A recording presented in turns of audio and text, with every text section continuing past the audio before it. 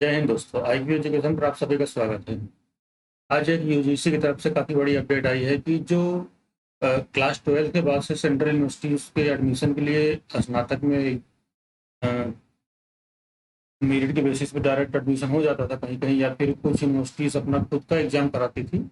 तो उन सबको यूजीसी ने ख़त्म कर दिया है, मैंडेटरी कर दिया है कि ये एक अलग से एग्जाम कराएगा। पीयूईटी फॉर 2022-23 हम इसी बारे में देखने वाले हैं। ठीक है, कंबाइंड यूनिवर्सिटी इंट्रेंस टेस्ट कराएगा। ठीक है, तो इसी के रिगार्डिंग में आज की डेट में, मतलब 22 तारीख को ही, 22 मार्च को ही ये यूजीसी की तरफ से काफ़ी बड़ी अपडेट आई है कि अब क्लास 12 के मार्क्स से एडमिशन नहीं होगा, जो डायरेक्ट मेरिट बेसिस पे हो जाता था, या फिर कुछ कॉलेजेस जो है अपना खुद एग्जाम कराते थे।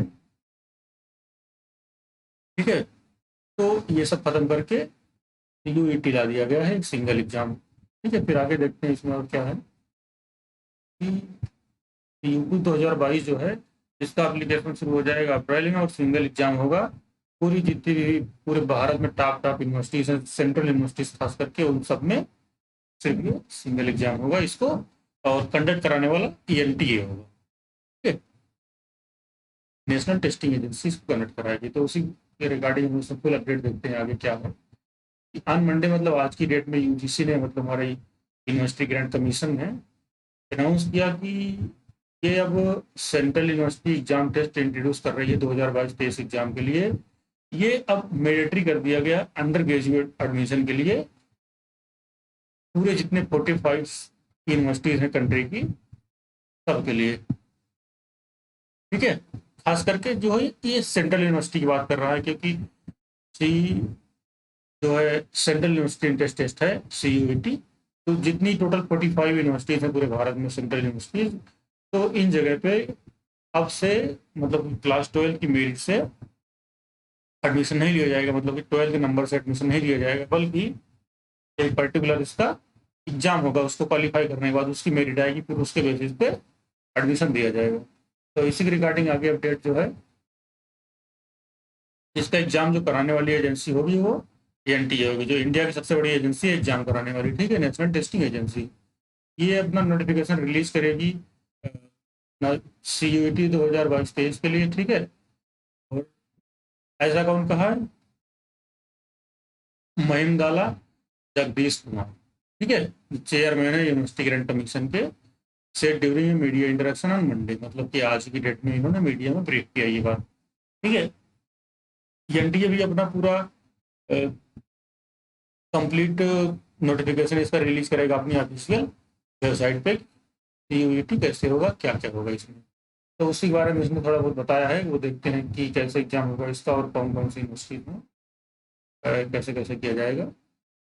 तो अभी ये मैंने बता ही दिया कि पहले आप क्लास 12 के मार्क्स से एग्जाम, मतलब कि क्लास 12 के नंबर से अब एडमिशन नहीं होने वाले हैं। आपको एक इंटरेस्ट देना पड़ेगा सेंट्रल यूनिवर्सिटीज में एडमिशन के लिए, खासकर जो हमारा यूजी होता है उसके लिए। ठीक है, स्नातक के लिए। ये फर्स्ट वीक ऑफ अप्रैल से हो सकता है कि TS की नोटिफिकेशन रिलीज कर दे।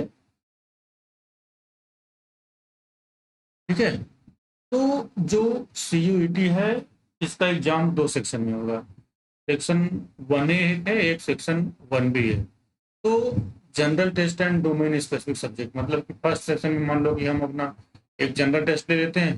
ठीक है, जैसे कि हमारा जनरल नॉलेज हो गया, और पूरे भारत के बारे में हो गया, एवरीथिंग जो भी नॉर्मल एग्जाम होता है, जनरल सेक्शन रहता है, वो हो गया। एक हमारा डोमेन स्पेसिफिक, मतलब कि हम जिस स्ट्रीम में, जिस सब्जेक्ट में करना चाहते हैं उसके लिए ये हो गया। ठीक है, इसमें इंडिया के बारे में जानने के लिए रहेगा, इसमें हर तरह के क्वेश्चन है। ठीक है, और जो हमारा सेक्शन 1 है वो कंपलसरी रहेगा सबके लिए, और ये जो एग्जाम होने वाला है लगभग 13 लैंग्वेजेस में होगा।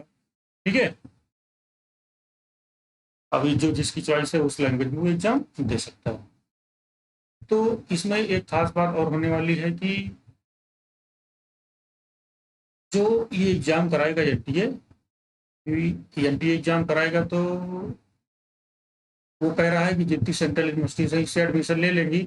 और बाकी मान लो कि कुछ बच्चे ऐसे बच रहे हैं, बहुत सारे ऐसे बच्चे बचेंगे क्योंकि फॉर्म तो ज़्यादा ही पड़ता है।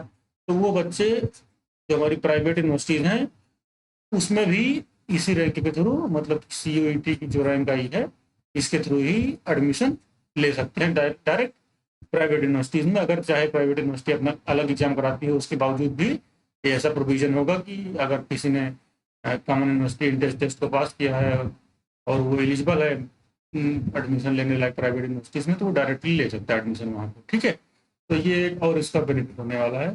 तो इसका एक ओवरऑल बेनिफिट और ये होगा कि जो भी बंदा है उसको एक सिंगल एग्जाम देना पड़ेगा, भटकना नहीं पड़ेगा हर जगह की, हर यूनिवर्सिटी का अलग एग्जाम हो रहा है, या फिर 12th की मेरिट बेस हो रहा है, तब भी किसी बच्चे का नुकसान हो जाता है। मान लो उसका 12th पे कम नंबर आया किसी वजह से और पढ़ने में अच्छा है, तब भी उसका नुकसान काफ़ी खासा हो जाता है, तो अच्छे कॉलेज में उसको एडमिशन नहीं मिल पाता है। इसलिए ये CUET बहुत ही ज़्यादा फायदेमंद होने वाला है। और दूसरा एक बात और है कि अभी बच्चे हर फॉर्म अलग अलग भरते थे, तो उसकी फीस भी अलग अलग देनी पड़ती थी हर यूनिवर्सिटीज़ की। तो अब क्या है कि अभी एक ही एग्जाम है, तो सबका कंबाइंड टेस्ट होने वाला है, तो एक पर्टिकुलर ही जो भी अमाउंट होगा इनका वही पे करना पड़ेगा। और साथ साथ ही एक पूरे इंडिया में जो है यूनिफॉर्मिटी फॉर्म हो जाएगी। कभी कभी क्या होता है कि कहीं एग्जाम चल रहा होता है या फिर कहीं रिजल्ट नहीं आया होता है, अगली बार एडमिशन लेने में दिक्कत होती रहती है, तो ये इस तरीके से यूनिफॉर्म हो जाएगा, हर जगह पे सारा काम एक साथ ही होगा, तो ये काफ़ी आसान हो जाएगा चीज़ें। ठीक है, अभी हम बात करते हैं कि ये जो एग्ज़ाम है ये 13 डिफरेंट लैंग्वेजेस में होगी। इसमें जो मेजर लैंग्वेज है इंग्लिश, हिंदी, आसामी, बंगाली, गुजराती, कर्नाटक, मलयालम, मराठी, उड़िया, पंजाबी, तमिल, तेलुगु, उर्दू, इन सब लैंग्वेजेस में होगा। Section 1B is optional for the student who want to opt for the another language apart from the one of the part of section 1। ठीक है, सेक्शन 1B जो है हमारा बच्चे बताया था वो ऑप्शनल हो जाएगा। किसी को दूसरा कोई इन लैंग्वेज के अलावा कोई लैंग्वेज चूज करना है तो उसके लिए दूसरा हो जाएगा। तो some of the language are offered are French, Arabic, German, ETC, BEd। ठीक है, तो कुछ ऐसी भी लैंग्वेज जो फॉरेन लैंग्वेज है उसको ऐड किया गया है, फ्रेंच, अरेबिक, जर्मन भी ऐड किया गया है। और इससे एक फायदा और होने वाला है कि जितने भी सेंट्रल लेवल के एग्जाम होते थे फॉरेन स्टूडेंट के लिए अलग अलग होता था, उनको भी बहुत ज़्यादा अनसर्टेनिटी होती थी कि किसका एग्जाम कब होगा, क्या होगा। तो अब एक सिंगल नोटिफिकेशन जारी होगी, उसी से एग्जाम होगा, तो NTA कंडक्ट कराएगा, तो बाहर के बच्चे भी इंडिया में आसानी से एडमिशन ले सकेंगे। तो ये सब इससे फायदे होने वाले हैं। ठीक है,